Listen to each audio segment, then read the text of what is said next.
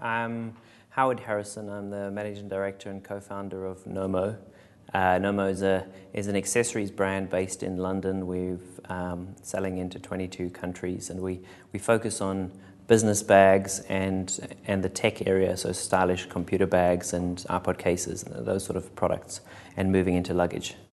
It was 2004 that we started the business. We had, I was looking for a business idea, and I was sitting in an airport, and it is, I guess, a true story. It's not a very sexy story, but it's a true story that I was sitting in an airport lounge, and someone picked up my bag, and I noticed a couple of other people, and they all seemed to have black bags, and it seems to be the standard corporate dress for anyone who was traveling.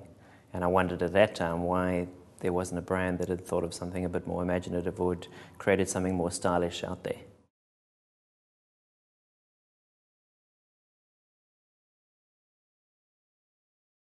The original idea that we had, we did a bit of research in the market, and we approached a friend of mine who had an advertising background. He was a creative director at an advertising agency, and the two of us started looking at the market and trying to understand what people were looking for.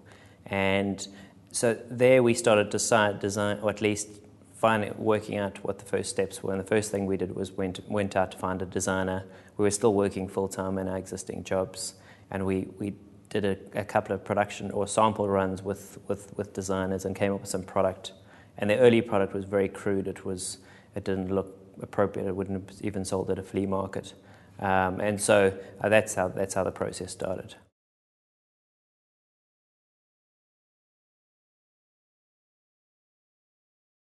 We've been introduced to a factory, which was a factory was making for some of the top-end brands like Tumi and Coach in the market, and so we started using them. We did a first production run there, which we launched in December 2004, and we launched into Selfridges and Harvey Nichols and some of the premium stores in the UK. And the product sold very well. It actually sold through over Christmas. It was on TV, and it was very well received. But the next 3 months, most of the original product that we sold came back again because most of the bags broke. It was the leather we'd used wasn't reinforced enough. The leather wasn't. The hardware we used, the locks had broken. So I think we learned a big lesson. We'd produced a product that looked nice, but it didn't work very well. And I think the durability and the functionality became a real obsession of the company. After that, we realized that if we're going to stay in this industry, we had to create product that looked good but actually worked really well. So we've now developed a sourcing team, which is probably where we invest most of our money. We've got hired someone who left a big $200 million business to join our firm, and he's now hired 3 people on the ground in Asia, so we do our own quality control. We have developers based in the factory, and it's come a long way from when we placed a first order and we hadn't even been to the factory to see the production.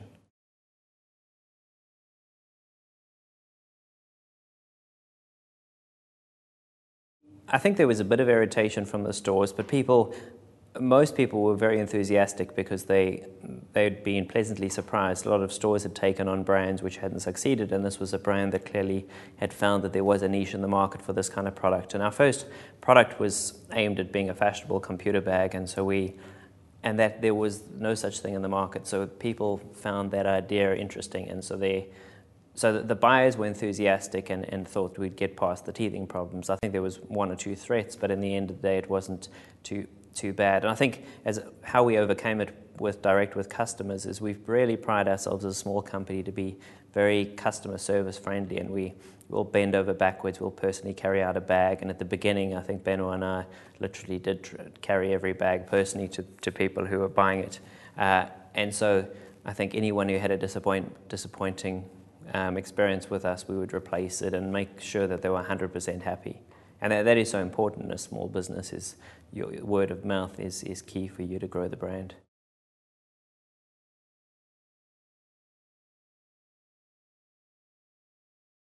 There's no doubt that PR if it's done correctly and if your product is appropriate for PR, that there will be a brilliant return on your investment, far better than you would get out of advertising. But I've heard of many people being disappointed with PR. In our case, we took the relationship. We decided to employ an in-house PR manager instead of going through an agency, and that's been key for us. we've got a fantastic person, our brand manager, who's very passionate about the brand. And I think that comes across when they're speaking to journalists or speaking to other companies. I think when you have an agency, there's only going to be so far they're going to be willing to go to get a piece of press, whereas if it's someone working in the office who loves the product and is carrying the product, it's going to be much stronger. They're going to be a much bigger advocate for the brand. So PR for us, immediately when we get good coverage, we'll see online sales surge, and we'll see the big retailers come back to us and say that the coverage has really helped. But just generally in terms of brand awareness, I think recently we've started to see quite a big we're starting to see sales rise as a result of the PR coverage and people understand and knowing what the brand's about. That was important when we first launched the products, is that we had a PR launch, we call it that, but we didn't have much money for it, but we at least had some press coverage coming out as the product hit the shelves. And the GMTV coverage was key. I think it gave Selfridges a huge amount of faith in what we're doing, or because their switchboard had been overloaded with calls looking for the product, and so that then made sure that the next season they were willing to carry on supporting us.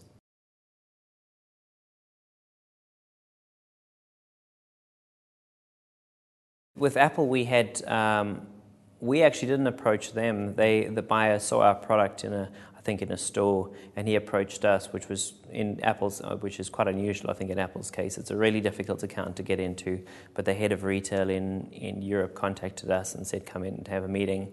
And when we went in, we took our product in, and he said, these are the coolest bags he's ever seen. He was really excited. And the relationship has grown after that. When we first launched into Apple, the product was probably too expensive for an Apple customer, and they gave us huge space in retail, which didn't really pay off. But over the years, we've been tweaking the product range. Within the company, we're huge Mac fans, and so for us selling into, we may not be too comfortable in a tech store in Tottenham Court Road or some of the stores there, whereas in Apple store, we feel at home. We know it's a design-oriented retail environment that nomo is going to look cool in.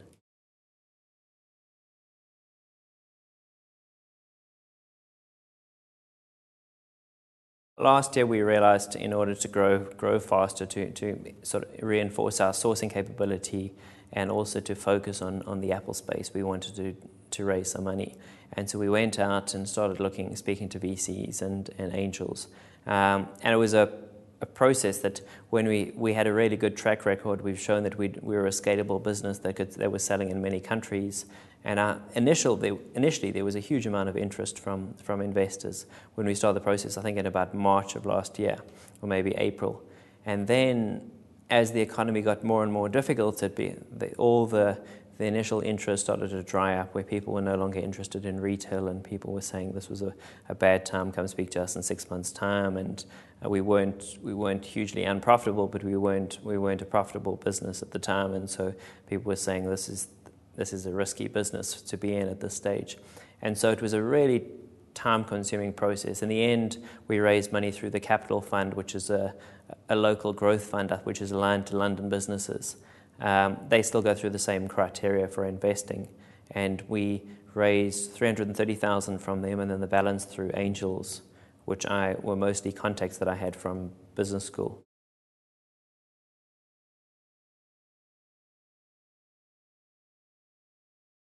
Each country comes with its own challenge. In the US is the most difficult at the moment. The economy, the retail economy in the US is terrible. Stores are down 30 or 40%, and we've had a really tough time. We've had a very experienced team there. We've got a showroom in New York, and we've got an office in Nashville, and the business has been very difficult right from the word go. And it hasn't been lack of talent or lack of ideas or investment in the business. It's just been a tough business to go through. So, and I think I've heard this, and we were warned before we went to the US that the US is going to be tough, and that there's carcasses of many British companies that have gone out there believing that they speak the same language, and so it must be easy to do business there. And it's anything but that. I think it's an incredibly competitive market.